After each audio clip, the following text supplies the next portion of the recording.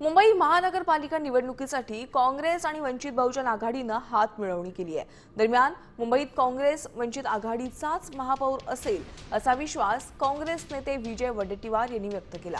या निवडणुकीत दुसऱ्या कुणालाही स्कोप उरला नाही असं म्हणत त्यांनी सत्ताधाऱ्यांना टोला लगावलाय। आघाडी नक्की एक भक्कम आघाडी आणि ताकदवर आघाडी म्हणून पुढे येईल आणि या दोनही ज्या काही पुढे पर्याय आहेत त्याविरुद्ध एक मजबूत पर्याय म्हणून आम्ही पुढे येऊ। तर महापौर हा याच आघाडीचा असेल, इथे दुसऱ्याला कुठे स्कोप असणार नाही असं मला वाटतं। देश विदेशातील प्रत्येक घडामोडींचे लाईव्ह अपडेट मिळवण्यासाठी आता साम टीव्हीच्या सर्व सोशल मीडिया प्लॅटफॉर्मला लाईक, फॉलो आणि सबस्क्राईब करा।